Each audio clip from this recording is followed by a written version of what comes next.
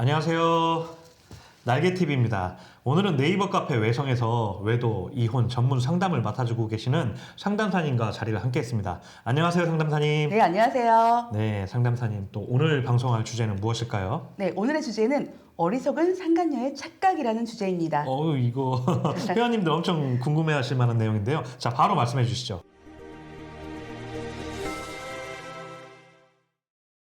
네, 상간녀가 가장 많이 하는 착각 중 대표적인 착각이 절대 불륜을 들키지 않을 거라고 생각을 해요.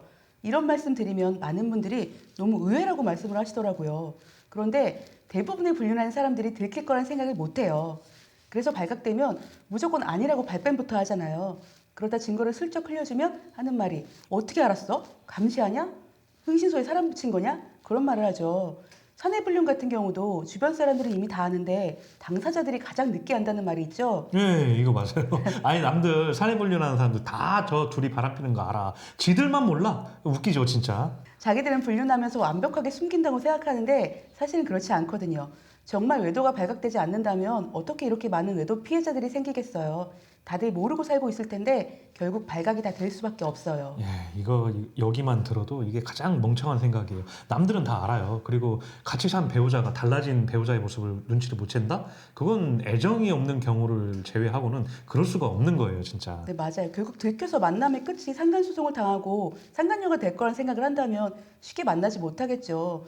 막연하게 들키면 어떡하지? 하는 두려운 생각은 있지만 에이 설마 하고 그냥 회피해버려요. 언젠가는 걸릴 수도 있겠지. 그렇지만 그게 지금 당장은 아닐 거야. 이런 생각을 해요.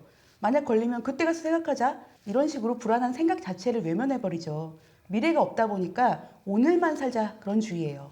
특히 발각되면 남자가 이혼을 하고 처자식도 다 버리고 와서 상간녀를 책임질 거라는 생각을 하는데 이게 가장 큰 착각이에요. 남자들 이렇게 멍청하지 않습니다. 다 계산기 두드려 보는데 이런 생각하는 것 자체가 좀 상관녀도 좀 우리가 좀 잘못된 것 같아요.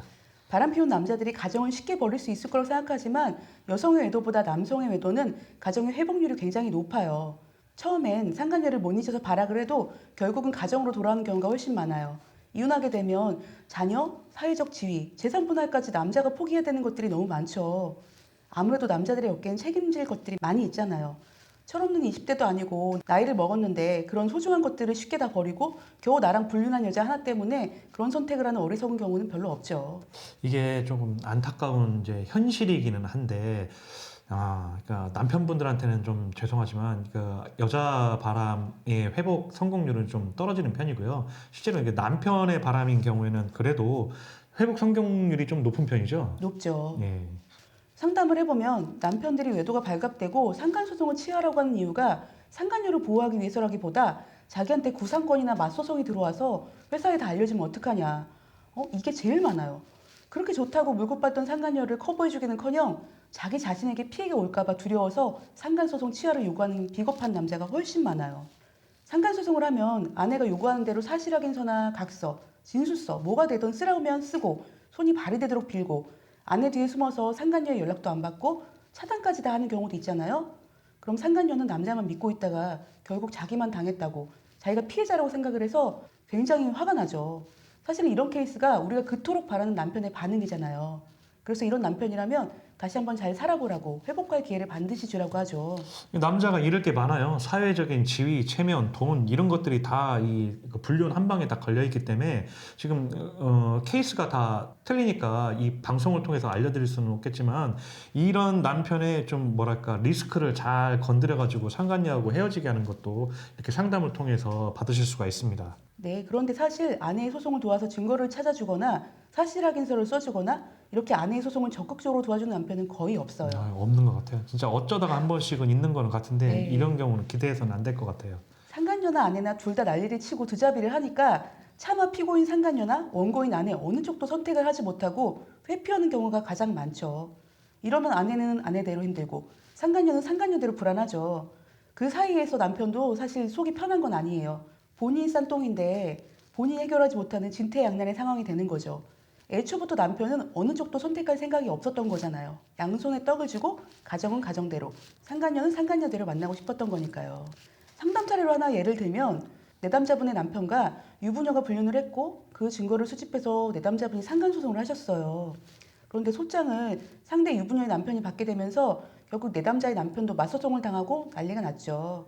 그런데 상간녀 쪽의 남편은 내 남편은 상간소송하면서 이혼소송도 동시에 진행을 한 거예요. 상간녀의 가정이 내 남편 때문에 깨진 거죠. 이런 경우가 정말 많거든요. 보통 이런 경우는 상간녀는 내 남편도 이혼하고 자기한테 올 거라고 믿는 경우가 많아요. 물론 실제로 가정을 버리고 상간녀 때 가는 경우도 있지만 아내분이 가정을 지키고자 하는 의지가 강한 경우 남편이 상간녀를 팽하는 경우가 훨씬 많아요.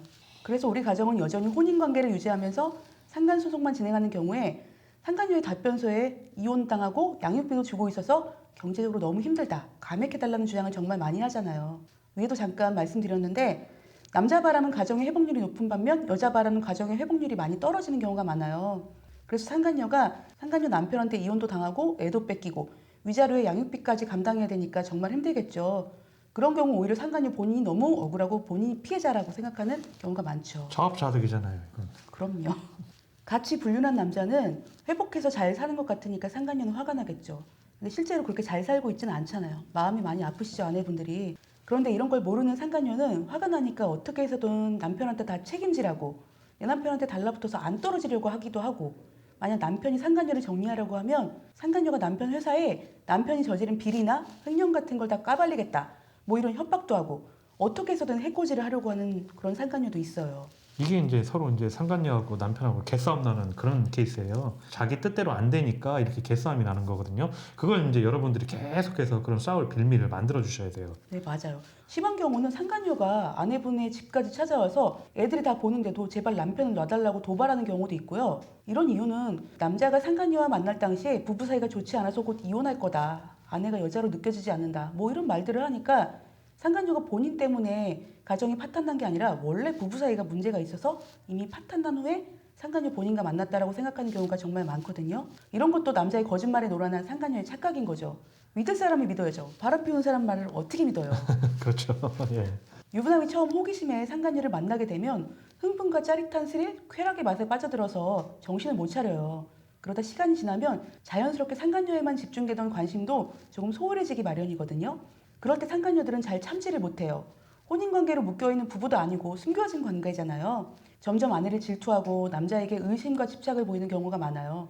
남자에게 버려질까봐 더 사랑받으려고 기를 쓰고 남자를 육체적으로 만족시키려고 애도 쓰고요. 상간녀들은 항상 숨겨져 있기 때문에 아내분들에 대한 자격지심과 질투가 엄청 심해요. 그래서 아내분들의 인스타를 염탐하거나 카카오톡 프로필을 엄청 뒤져봐요. 그래서 아내가 프로필에 예쁜 물건 같은 걸 게시하면 상간녀 막 부들부들하면서 남편한테 아내 것과 비교하면서 그보다 더 좋은 걸 사달라고 본처가 뭐 좋은 거나 예쁜 거라면 그렇게 그걸 따라하기도 하고요.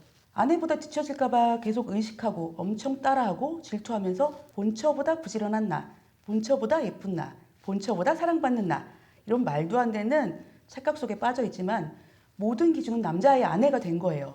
아내보다 내가 더 나아야 된다. 굉장한 불안감을 갖고 있어요.